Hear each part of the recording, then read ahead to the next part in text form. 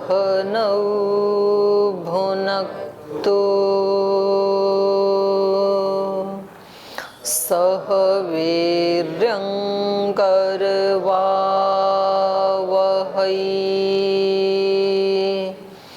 तेजस्विनावधीतमस्तु मा विद्विषावहै। ओम शांति शांति शांति।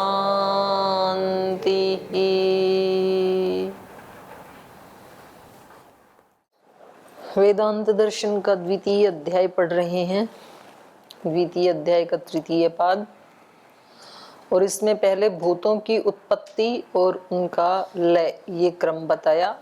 सभी पांचों भूत जो हैं ये उत्पत्ति धर्म वाले हैं और नाश धर्म वाले हैं, लेकिन आत्मा की ना उत्पत्ति होती है ना नाश होता है। तो उत्पत्ति और नाश तो नहीं होता है, लेकिन यहाँ प्रसंग चल रहा है कि उसका परिमाण क्या है, क्योंकि तीन प्रकार के परिमाण होते हैं। एक अणु परिमाण होता है, एक विभू परिमाण होता है, एक मध्यम परिमाण होता है। तो आत्मा क्या है इन तीनों में से, ये प्रसंग चल रहा है। तो इन्होंने क्या बताया, आत्मा क्या है, अणु परिमाण वाला है। तो इसमें बहुत सारे इन्होंने हेतु दिए। तो 19 नंबर सूत्र में इन्होंने हेतु दिया कि देखो तीन धर्म आत्मा में दिखाई देते हैं, उत्क्रांति, गति, आगति। तो उत्क्रमण शरीर से होगा, तो अगर उसका विभू परिमाण हो तो उत्क्रमण होगा ही नहीं, क्योंकि वो पहले से ही सब जगह है, तो जाएगा कहाँ। यदि उसका मध्यम परिमाण हो तो दिखाई देगा जाते हुए। तो ये दोनों ही कार्य नहीं होते हैं, तो इसका मतलब वो सूक्ष्म परिमाण वाला है, अणु परिमाण वाला है। और गति भी तभी होती है, उसमें गति है, ये दिखाई दे रहा है, लेकिन गति करते हुए ऐसे दिखाई नहीं देता है जैसे हमारे शरीर गति करते हुए दिखाई देते हैं। और आगति भी दिखाई नहीं देती है। कैसे माँ के गर्भ के अंदर ही जीवात्मा कहाँ से आ जाता है, जाते हुए दिखता थोड़ी है कभी। तो अगर वो कोई स्थूल चीज होता, मतलब अगर वो मध्यम परिमाण वाला होता तो दिखना चाहिए था ना, दिखाई तो देता नहीं है, तो आता तो है फिर भी। तो इसलिए क्या पता लगा, इन तीनों ही धर्मों से आत्मा अणु परिमाण वाला है। और अणु का मतलब कोई आप ये ना समझ लें कि अणु मतलब जैसे एक डॉट जैसे परमाणु होता है ना, अणु कहते ही हमारे दिमाग में आता है कोई छोटा जैसे सुई से ऐसे निशान लगाएं, इतना परिमाण होगा आत्मा का। उसकी बात नहीं कर रहे हैं, परमाणु की बात नहीं कर रहे हैं। अणु परिमाण मतलब सूक्ष्म परिमाण, सूक्ष्म है वो, नहीं तो वो तो फिर एक माप ही हो गया यदि हम अणु कहेंगे तो परमाणु वाला अणु नहीं है यहाँ पे। और 20 नंबर सूत्र में कहा स्वात्मना च उत्तरयोः। स्वात्मना माने उसका जो अपना स्वरूप है उसके साथ संबंध होने से, उत्तरयो जो उत्तर वाली दो गति और आगति धर्म बताए थे वो आत्मा में घटित होते हैं। तो यहाँ एक उदाहरण दिया इन्होंने कि जैसे प्रतिदिन हम ये गति अपने शरीर के अंदर भी देखते हैं। जब सुषुप्ति अवस्था में या जब हम थक जाते हैं कार्य करते हुए स्वप्न अवस्था या सुषुप्ति अवस्था में, तो हम अपने अंदर चले जाते हैं। आत्मा जो है वो शरीर के स्थूल बाह्य अंगों से खिसक करके अंतर हृदय में चला जाता है रोज। और वहां से फिर शुक्रम आदाय पुनरेति स्थानम, वहां से शक्ति को, पराक्रम को लेकर के, बल को लेकर के फिर वापस उन स्थानों में आ जाता है। तो जो आंखें पढ़ते पढ़ते थक गई थी, जो मस्तिष्क पढ़ाई करते करते थक गया था, तो फिर आप सो जाते हैं, तो सुबह उठ के फिर लग जाते हैं, फिर वो शक्ति आ जाती है। तो कहाँ से आती है वो शक्ति? बाहर से तो कुछ खाया नहीं, बाहर से कुछ लगाया नहीं, बाहर कहीं गए भी नहीं, तो वो शक्ति कहाँ से आई? अंदर से ही लेकर के आई। जो सर्वशक्तिमान अंदर बैठा हुआ है उससे शक्ति लेकर के आई। तो अनजाने में हम रोज ही मिलते हैं उससे, कोई अपरिचित नहीं है। परमात्मा हमारे से, ब्रह्म हमारे से अपरिचित नहीं है। जागते हुए भी उसमें रह रहे हैं और सोते हुए भी उसके पास जाते हैं रोजाना। तो बस अब केवल समाधि अवस्था में ज्ञान पूर्वक उसकी अनुभूति करने की कसर बची है।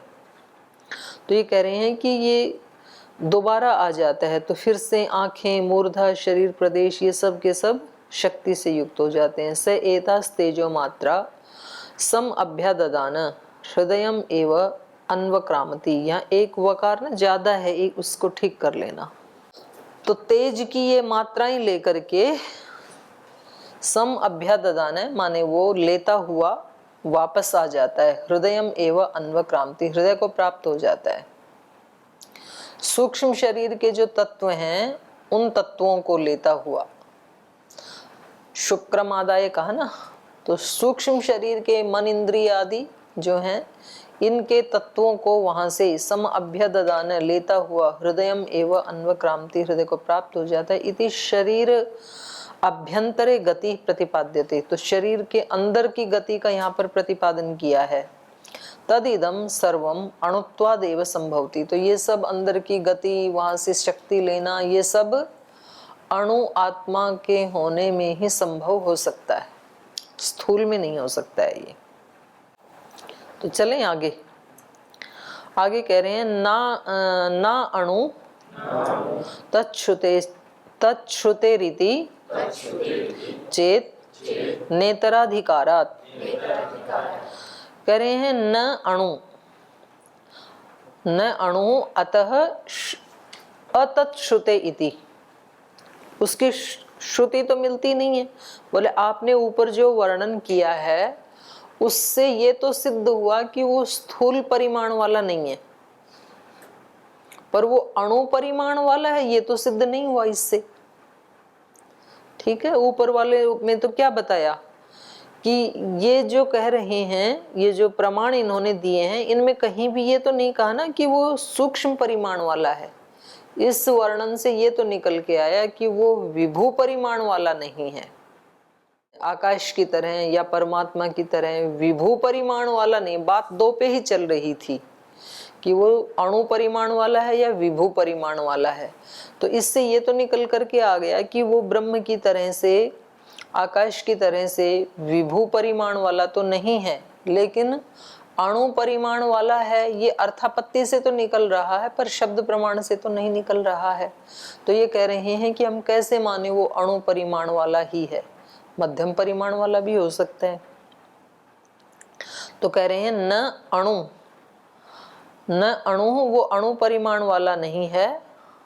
अतत श्रुते है, ऐसी श्रुति न होने से, ऐसा यदि कहे पूर्व पक्षी, चेत न, तो ऐसा उसका कहना उचित नहीं है, क्योंकि इतराधिकारात, इसमें यदि वो दूसरे प्रमाण दे रहा है आगे भाष्य में आत्मा के लिए, तो उसके बारे में कह रहे हैं कि नहीं, ये जो आप उदाहरण दे रहे हैं ये तो इतराधिकारात, इतर माने दूसरा, दूसरा मतलब परमात्मा, परमात्मा का वहां पर अधिकार है। जो आप प्रमाण दे रहे हैं वहां तो परमात्मा का अधिकार होने से।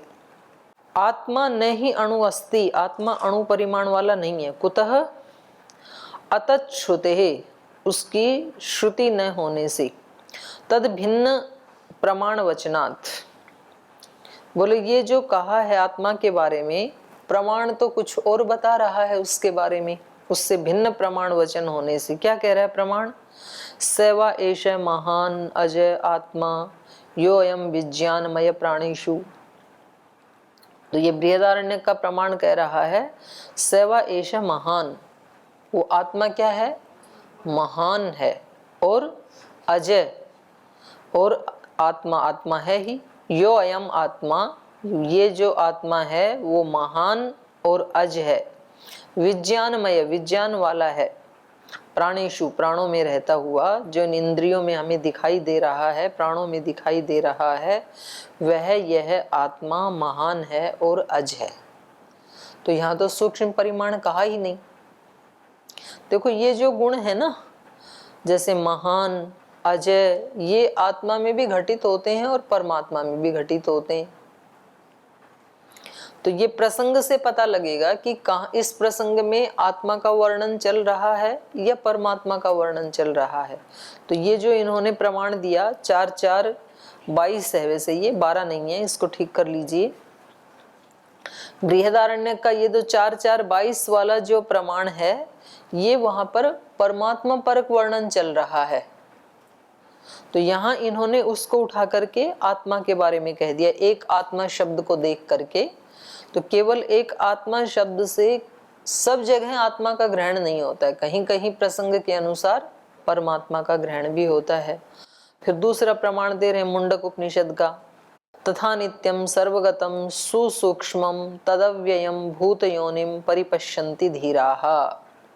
कैसा है वो? नित्यम, नित्य है, सर्वगतम, सर्वगत है, माने विभू परिमाण सर्वगत का मतलब है। सुसूक्ष्मम, सुसूक्ष्म माने सूक्ष्म से भी ज्यादा सूक्ष्म। तो एक सूक्ष्म तो आत्मा है और परमात्मा उससे भी ज्यादा सूक्ष्म है। तो ये परमात्मा परक है। पर यहाँ ये आत्मा के लिए कह रहे हैं कि देखो आत्मा को क्या कहा है? नित्य कहा है, सर्वगत कहा है, सुसूक्ष्म कहा है, तद अव्ययम, और वो अविनाशी है। भूत योनिम परिपश्यन्ति धीरा, सब ये जो भूत प्राणी जन हैं इन सब का वो कारण है, क्योंकि उसी से तो ये भूत दिखाई दे रहे हैं, जिंदा हैं सब, तो उन सब का ये कारण है। ऐसे उसको धीराः परिपश्यन्ति, धीर लोग उसको देख लेते हैं। तो इन दोनों ही प्रमाणों में आत्मा का परिमाण क्या बताया है? विभू परिमाण बताया ना। ऊपर वाले में तो महान शब्द कहा और नीचे वाले में क्या कहा? सर्वगतम। तो सर्वगत तो अपने आप में क्या हो गया? विभू ही हो गया। तो बोले ये तो विभू बताया, आप सूक्ष्म कैसे कह रहे हैं? क्योंकि शब्द प्रमाण तो उससे उल्टा बता रहा है, विभू परिमाण बता रहा है आत्मा का। इति चेत, ये प्रमाण दे करके यदि पूर्व पक्षी आत्मा को विभू परिमाण वाला कहने लगे तो न, ये कहना उचित नहीं है। क्योंकि इतरस्य, इतरस्य माने परमात्मनो अधिकारो वर्तते न जीवात्मने।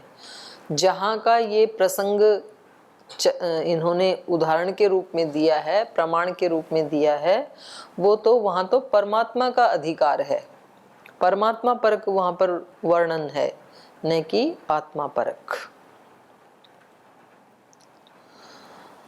आगे कह रहे हैं स्व शब्दोन्मानाभ्याम च, और कह रहे हैं कि ये स्व शब्द से, स्व शब्द माने जो स्वयं अणु शब्द है, इस अणु शब्द से भी, और उन्मानाभ्याम च, और अन्य जो उन्मान है, अन्य प्रमाण है, उनसे भी आत्मा का अणु परिमाणत्व ही सिद्ध होता है। अन्य परिमाणों से भी, स्वयं अणु इस शब्द से भी। स्व शब्देन उन्मानाभ्याम च, स्व शब्देन उन्मानाभ्याम च, स्व शब्देन माने साक्षात अणु शब्देन, अथ उन्मानेन च, साक्षात अणु शब्द से भी और अन्य जो प्रमाण आदि हैं, उन्मान माने प्रमाण आदि हैं, उससे भी जीवात्मनः, जीवात्मा के उद्धृत मानेन, जो अन्य प्रमाण उद्धृत किए हैं उनसे उद्धृत मानेन तुलया, माने दूसरे से तुलना करते हुए, प्रदर्शितम, प्रदर्शित मानेन, जिसका प्रदर्शन किया है, उद्धृत मानेन, प्रदर्शित मानेन तुलया, दूसरे की तुलना करते हुए, सो अणु परिमाणो गम्यते, माने जिसके आपने परिमाण दिए हैं, जैसे इन्होंने कहा ना सर्वगतम, तो ये आत्मा तो सर्वगत है नहीं, उस तरह से ब्रह्म की तरह से सर्वगत थोड़ी है। अब हमें तो सर्वगत क्या, हमें गुरुकुल का भी नहीं पता है, जिस गुरुकुल में हम बैठे हैं, हम जहाँ बैठे हैं उस कक्ष का तो पता है कि हमारे चारों तरफ क्या हो रहा है, लेकिन दूसरे कक्ष में क्या हो रहा है उसका भी नहीं पता है हमें तो क्योंकि ये सर्वगत नहीं है। जो सर्वगत है वो विभू परिमाण वाला है, और आत्मा क्योंकि सर्वगत नहीं है, क्योंकि जीवात्मा तो हम खुद ही है ना, तो हमारा प्रमाण तो हम ही हैं, तो हमें तो दूसरे कमरे का भी नहीं पता है, तो हम कैसे सर्वगत हो सकते हैं। तो कहीं कहीं आत्मा को जैसे न्याय दर्शन आदि में सर्वगत कहा है, तो उसका क्या अर्थ होगा फिर? वहां उसका अर्थ सर्वगत माने इस शरीर में वो सर्वगत है, सूक्ष्म होते हुए भी।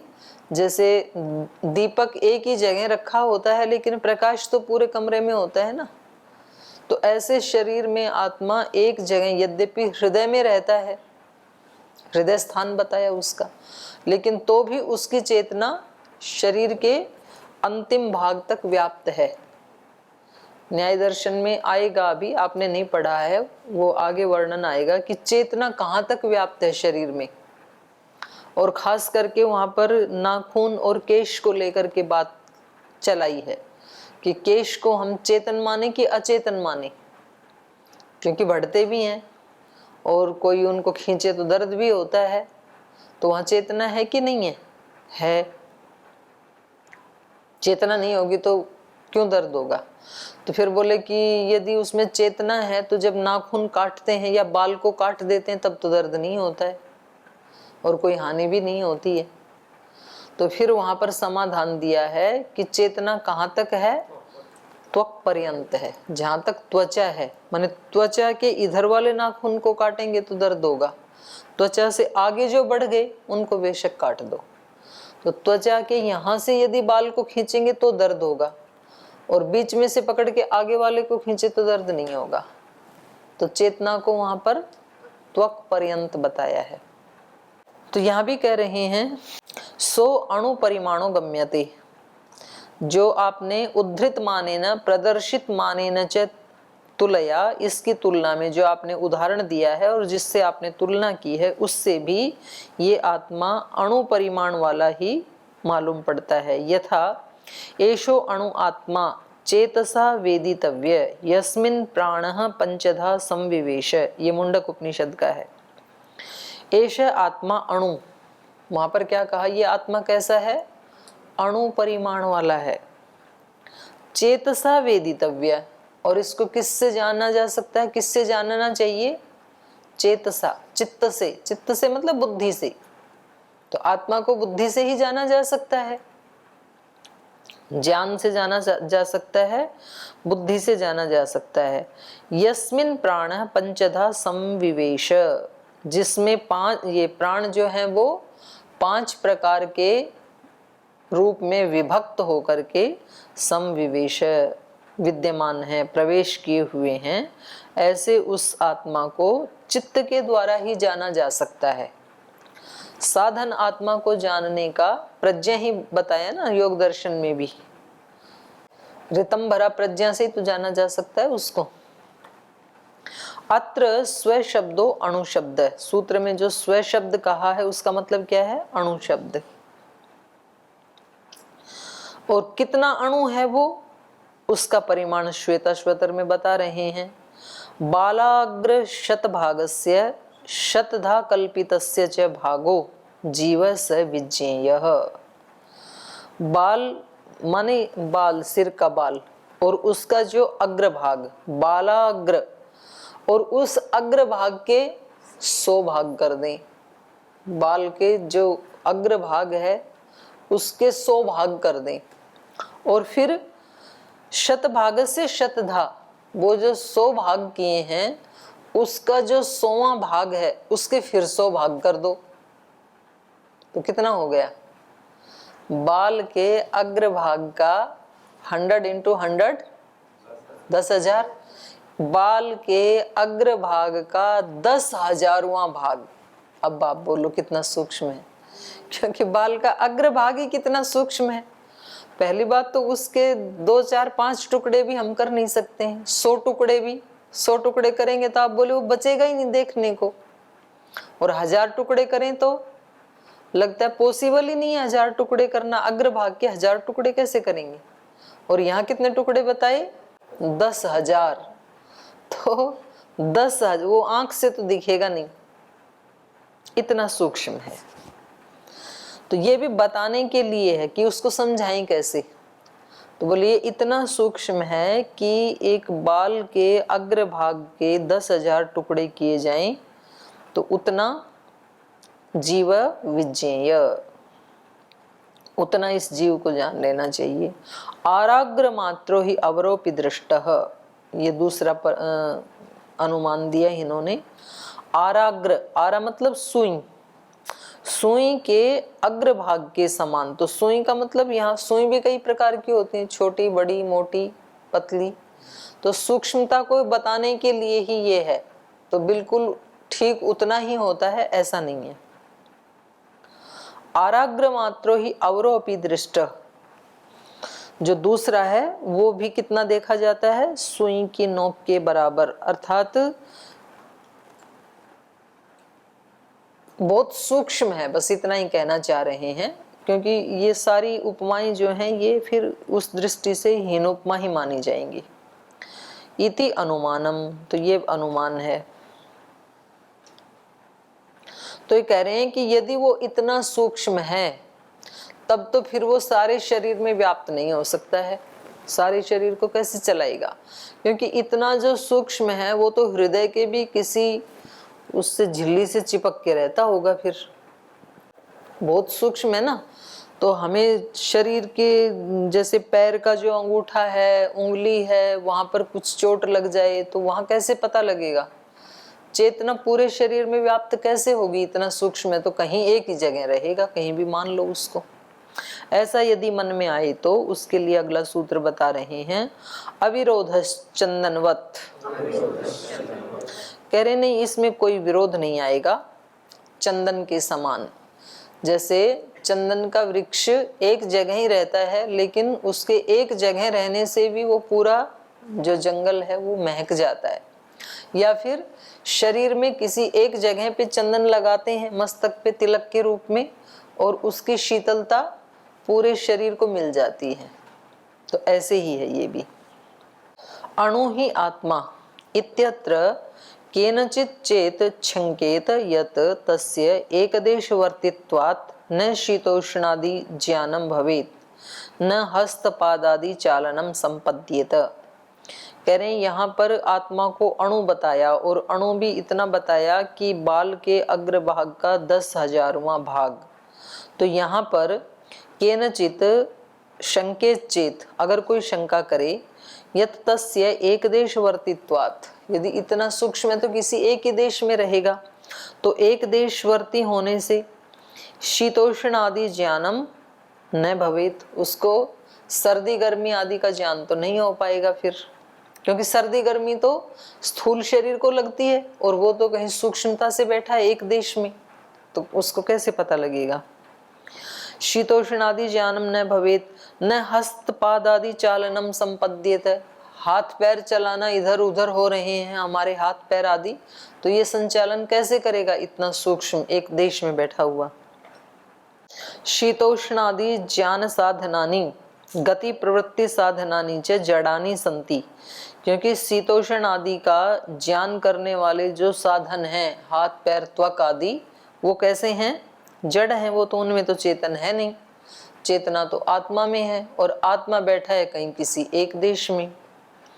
और ऐसे ही जो गति प्रवृत्ति साधनानि, गति की प्रवृत्ति जिन साधनों से होती है वो भी जड़ है, हाथ पैर आदि से ही तो, स्थूल इंद्रियों से तो गति होती है ना, तो कह रहे हैं वो सब जड़ हैं। जड़ेषु च चेतनवत व्यापारेण भवितव्यम, और इन जड़ों में चेतन जैसा व्यापार होना चाहिए, तब गति होगी और तब सुख दुख आदि की, शीतोष्ण आदि की अनुभूति होगी।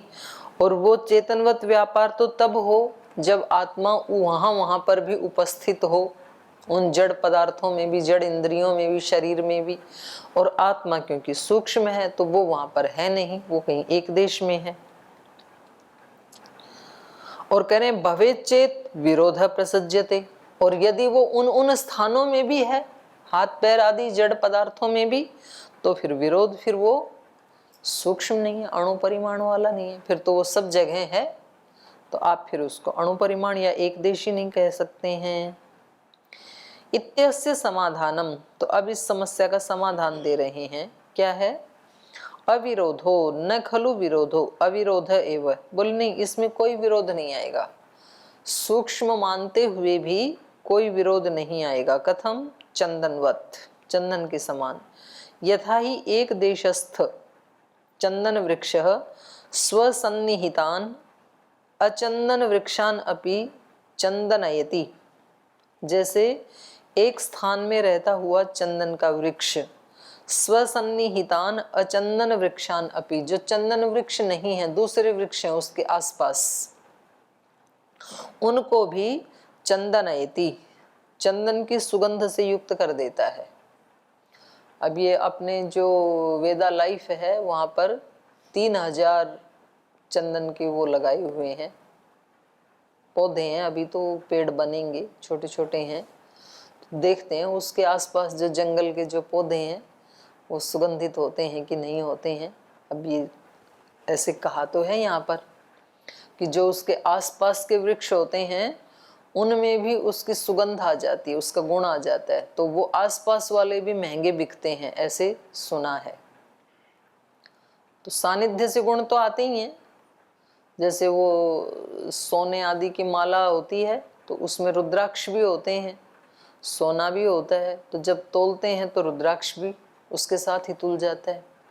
या कभी कभी कांच लगा देते हैं, एक कांच का मन का और ऊपर एक सोने का मन का, पर जब उसका वेट करते हैं तो दोनों साथ ही तुलते हैं, कीमत बढ़ती है ना। तो गुरु के साथ रहने से चेलों की कीमत बढ़ जाती है। मतलब गुरु को लेस करके और कहीं छोड़ दें आपको हर की पौड़ी पे, तो तब तो कोई नहीं पूछेगा।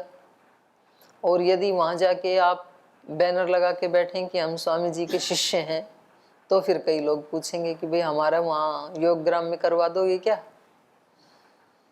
इलाज करवा दोगे या हमें मिला दोगे 2 मिनट के लिए, तो फिर आपकी कीमत बढ़ जाएगी, तो लोग प्रणाम करेंगे आके। तो ये कह रहे हैं चंदनवत यथा ही एक देशस्थ चंदन वृक्ष स्वसन्निहितान अचंदन वृक्षान अपि चंदनयति स्वगंधेन गंधयति, अपनी गंध से उनको सुवासित कर देता है। तद्वत अणुरात्मा चेतनः, वैसे ही ये आत्मा अणु परिमाण वाला होते हुए भी, क्योंकि ये चेतन है इसलिए स्वसंबद्धान अचेतनानि साधनानि अपि चेतनयति, अपने साथ जुड़े हुए जो हाथ पैर आदि शरीर आदि जो अचेतन साधन हैं, उन जड़ या अचेतन साधनों को भी चेतनयति, चेतन जैसे बना देता है। आत्मा है तो सूक्ष्म, हृदय में रहता है, लेकिन हृदय में रहते हुए भी ये जो हमारे हाथ पैर आदि जो जड़ पदार्थ हैं इनको भी कैसा बना देता है, चेतन जैसे बना देता है। तत्र स्वकीयं चेतनत्वं प्रेरयति यद्वा प्रेरणं प्रयच्छति। तो कह रहे हैं स्वकीयं चेतनत्वं, अपने चेतनत्व को प्रेरयति, उस साधन में उस अंग में भेज देता है। यद्वा प्रेरणं प्रयच्छति, या फिर वहाँ बैठा बैठा ही उन अंगों को प्रेरणा दे देता है। तस्मात् आत्मनो अणुत्वे न दोष, इसलिए आत्मा को अणु मानने में कोई दोष नहीं है। तो इन सारे सूत्रों में क्या बताया जा रहा है, आत्मा अणु परिमाण वाला है।